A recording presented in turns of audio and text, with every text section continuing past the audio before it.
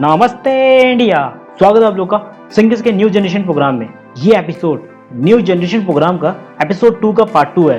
पहले एपिसोड में हम लोगों ने ये देखा था कि लोग ग्रेजुएशन क्यों करना चाहते हैं, जिसका कंक्लूजन ये निकला था कि सिर्फ मार्केट के ट्रेंड की वजह से और दूसरों को देखकर लोग ग्रेजुएशन करते हैं और ग्रेजुएट होने के बाद भी उनकी स्किल्स में कोई इम्प्रूवमेंट नहीं होता। अगर आपने इसका पहला पार्ट नहीं देखा तो पहले आप उसको देख लीजिए, लिंक डिस्क्रिप्शन में दिया है। इस एपिसोड में हम लोग ये देखेंगे कि किस तरीके से अगर हम लोग पढ़ाई में अच्छे नहीं हैं फिर भी कैसे सक्सेसफुल हो सकते हैं अपनी लाइफ में, जिसके लिए हम लोग ने सिंगर्स में एक फॉर्मूला डेवलप किया है।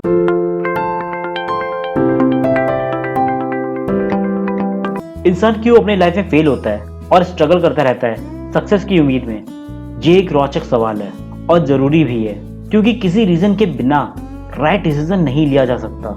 इस सवाल का जवाब है आपकी चॉइस और डिसीजन।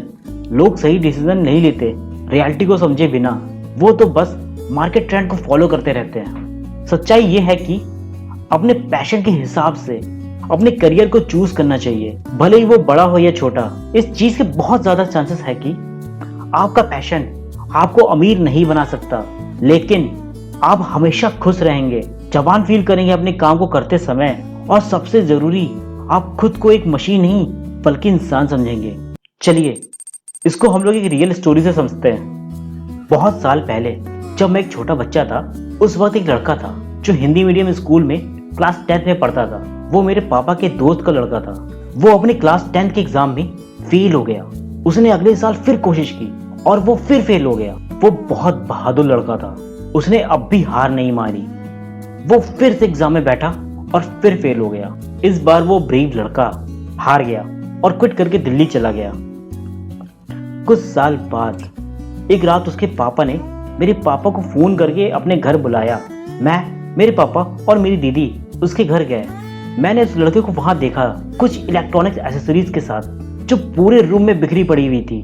उसके पापा और उस लड़के ने हमें एक ऑडियो डेक दिखाया, बड़े बड़े स्पीकर्स के साथ, जो कि एक ऑडियो टेप कैसेट से चलता था। उसका साउंड क्वालिटी इतना अच्छा था कि मैंने और मेरी दीदी ने उसको अपने पापा से खरीदने को कहा। फिर हम लोग उसको घर ले आए। हम लोग पूरे दिन गाने सुनते रहते थे।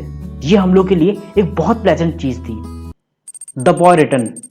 कुछ समय बाद हम लोगों ने उसे कई बार बड़े से बैग के साथ उसके मोटरसाइकिल में देखा। उसने अपने घर के कमरे को बहुत सारी इलेक्ट्रॉनिक मटेरियल से भर दिया और उसकी इलेक्ट्रॉनिक शॉप उसके घर से ही खुल गई। मैं उसके छोटे भाई से मैथ की ट्यूशन पढ़ता था।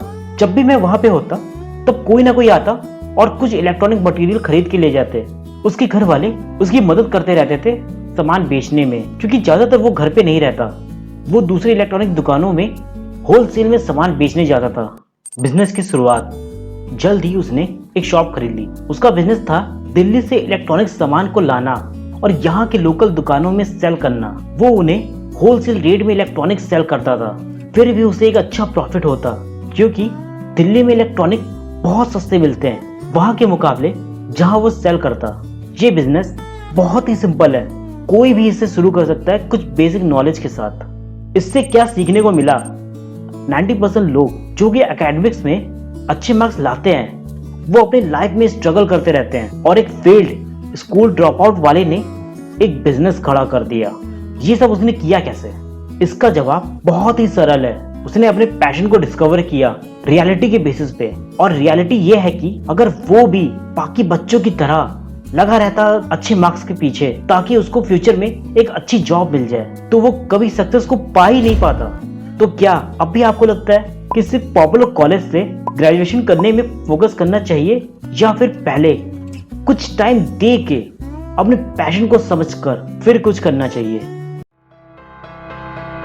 पढ़ पढ़ कर इतना पक गया, हारना तो कभी सीखा ही नहीं। पर बाजी तो वो मार ले गया जो हारने के अलावा कभी जीतना सीखा ही नहीं। हम तो सिर्फ जीत की उम्मीद में एक जैसा ही काम करते रहे, जिससे कभी सफलता का रास्ता दिखा ही नहीं। वो तो कुछ बनने की उम्मीद में हर काम कर बैठा, जिससे उसको सफलता का राह के अलावा और कुछ दिखा ही नहीं। अपने पैशन को कैसे पहचाने? अगर आप अब भी ये वीडियो देख रहे हैं इसका मतलब ये है कि आप भी रियलिटी के बेसिस पे अपने डिसीजन लेना चाहते हैं। आपको अपना पैशन रियलिटी के बेस पे ढूंढना पड़ेगा, क्योंकि अगर आप अपने चारों ओर देखेंगे तो आपको बहुत सारी पॉपुलर चीजें मिल जाएगी, पर आप सब कुछ नहीं कर सकते। आपको सिर्फ एक चीज करनी है जिसमें आप सबसे अच्छे हैं। मुझे नहीं समझ आती इंजीनियरिंग, बन भी गया ना तो बहुत खराब इंजीनियर बनूंगा अब्बा। रांचू बहुत सिंपल सी बात कहता है, जो काम में मजा आए उसे अपना प्रोफेशन बनाओ, फिर काम काम नहीं खेल लगेगा। अपने पैशन को ढूंढने के लिए एक बहुत ही सिंपल फॉर्मूला है, लेकिन ढूंढने का मतलब ये है कि आप मार्केट को कैसे अडॉप्ट करते हैं, ना कि मार्केट आपको अडॉप्ट कर ले। इंट्रोडक्शन टू सिंकिंस पैशन ग्राफ। सिंकिंस पैशन ग्राफ की मदद से आप अपने पैशन को ढूंढ पाएंगे और अपनी लाइफ के किस स्टेज में है ये पता लगा सकते हैं। आपको फ्यूचर में सक्सेस मिलेगा या नहीं, अगर नहीं तो क्या करके आपको सक्सेस मिल सकती है, कितना टाइम लगेगा, क्या नया करना पड़ेगा और क्या छोड़ना पड़ेगा। अभी तक ऐसा कोई भी फॉर्मूला नहीं बना जिससे ये पता चल पाए कि फ्यूचर में सक्सेस मिलेगा या नहीं। पर सिंकिंस पैशन ग्राफ एक ऐसा मैथमेटिकल फॉर्मूला है जिससे कोई भी इंसान अपने करियर रिलेटेड फ्यूचर को पहले ही प्रेडिक्ट कर सकता है और अपने लाइफ के चॉइस और डिसीजन को इजी कर सकता है। यानी अब आपके लाइफ में मुश्किल डिसीजन बहुत इजीली ले पाएंगे, जिसके सही होने की प्रोबेबिलिटी बहुत ज्यादा होगी। ग्राफ, इस ग्राफ में 4 क्वाड्रेंट है। इसमें हॉरिजॉन्टल एक्स एक्सिस है डायरेक्शन और वर्टिकल वाई एक्सिस है लव। इसको आप सिंकिंस का लव डायरेक्शन ग्राफ ही बोल सकते हैं। लव का मतलब है आप जो भी चीज कर रहे हैं या फिर करना चाहते हैं, क्या आपका उस चीज में इंटरेस्ट है, पैशन है या फिर उस चीज से प्यार है। एग्जाम्पल, जो कोर्स या स्ट्रीम आपने क्लास 10th में लिया है और जो क्लास 12th में ऑप्ट करेंगे, क्या आप ऐसे सब्जेक्ट को पूरे दिन पढ़ सकते हैं बिना एग्जाम दिए। या फिर जो कोर्स स्ट्रीम आपने चुना है, क्या आप उससे रिलेटेड फ्यूचर में कोई काम करना चाहते हैं, अगर पैसों की वजह को हटा दे तो। यहाँ पर डायरेक्शन का मतलब आप कुछ भी ले सकते हैं, जैसे कि कोर्स या stream, knowledge, experience, information, path etcetera.